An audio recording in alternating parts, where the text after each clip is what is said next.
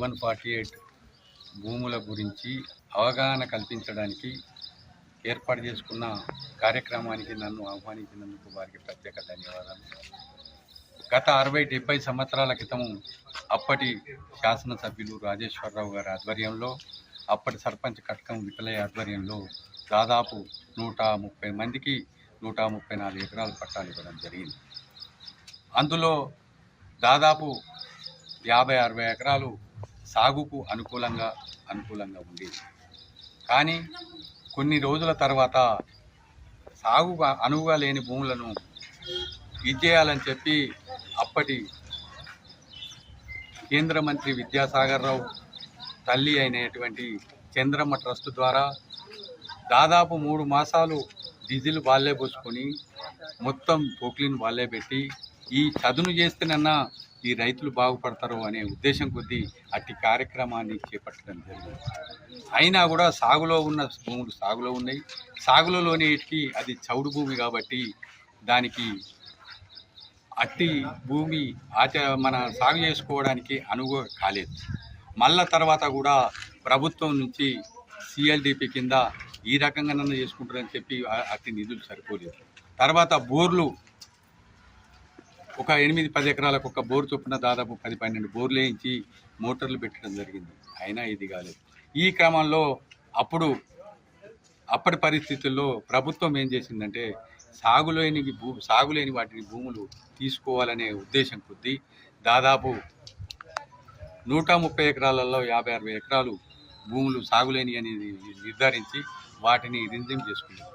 దాన్ని బేస్గా చేసుకొని మన వాళ్ళంతా మనవి కూడా పోతాయి కావచ్చు, ఇది పోతాయి కావచ్చు అనే ఆలోచన కొద్దీ మొత్తం దానికి కోర్టులో స్టే కొరకు ప్రయత్నం చేయడం జరిగింది. అది కోర్టులో వేయడం ద్వారా అది నిలుపుదల జరిగింది. కానీ ప్రస్తుత పరిస్థితులలో ఏమైంది కదా అంటే, ఇప్పుడు కొత్తగా మేము సాగు చేసుకుంటున్నాం, మాకెందుకు రాదు అనే ఆలోచన కొందరికి వచ్చినప్పుడు కలెక్టర్ గారి దగ్గరికి దాదాపు గొర్రె మనోహరు అధ్యక్షుని ఆధ్వర్యంలో దాదాపు ఒక్కొక్కసారి 10 మంది 15 మందిని కలెక్టర్ దగ్గరికి పోయి, సార్ పరిస్థితికి ఇది వేసిన వాళ్ళు ఎవరో, తీసిన వాళ్ళు ఎవరో, సాగు చేసిన వాళ్ళు ఎవరో, సాగు చేయని వాళ్ళు ఎవరో, మీరే నిర్ధారించి మాకు ఇచ్చేయండి సార్ అని చెప్తే కలెక్టర్ గారు కూడా స్పందించి ఇప్పుడు ఆప్షన్ లేదు, ఆప్షన్ వస్తుంది, ఆప్షన్ వచ్చినప్పుడు పెట్టుకోండి అనేది మాకు అందరికీ విన్నవించడం జరిగింది. దాని క్రమమే ఒకవేళ స్టే ఉన్నది అంటే, సార్ స్టే ఉన్నది అంటే ఇది చేయాలంటే అది చేయాలంటే ఇబ్బంది అవుతుంది, ఎవరైతే వాళ్ళు ఎలిజిబుల్ ఉన్నారో వాళ్ళు అడ్వకేట్ ద్వారా నోటరీ మాకు ఆ కోర్టుకు ఎలాంటి సంబంధం లేదు అని నోటరీ ఇవ్వడం ద్వారా దాన్ని అప్రూవల్ చేయాలి. అప్రూవల్ చేసినట్టుంటే వాళ్ళే అందరి వస్తాయని చెప్పి వారికి వినియోగించుకోవడం జరిగి కలెక్టర్ స్పందించి అధికారులకు, ఎంఆర్ఓకి కానీ ఆర్టీఓకి కానీ అధికారులకు కానీ ఆదేశాలు ఇచ్చి దానికి ఆన్లైన్లో వచ్చి అప్లై చేసుకునేటప్పుడు అవకాశం కల్పించిన క్రమంలో దాదాపు ఎంతమంది ఎలిజిబుల్ అవుతారు, ఒక 6 అవుతున్నారు. ఎంతమంది అవుతారు అనేది ఇంకా తెలియదు అనేది, ఒక 6 అయితే ఇట్లా కరెక్ట్గా ఉన్నారనే ఉద్దేశం కొద్దీ 6 ఎవరెవరు ఉన్నారంటే వాళ్ళని పిలిపించి వాళ్ళతో ఆన్లైన్లో అప్లై చేయించి వాళ్ళని పెట్టించడం జరిగింది. ఈ క్రమంలో ఒక త్రోవ పడ్డదంటే దానికి మార్గం ఉంటుందని చెప్పి వాళ్ళ అంబేద్కర్ సంఘ ప్రతినిధులతో చర్చించి అది చేయడం జరిగింది.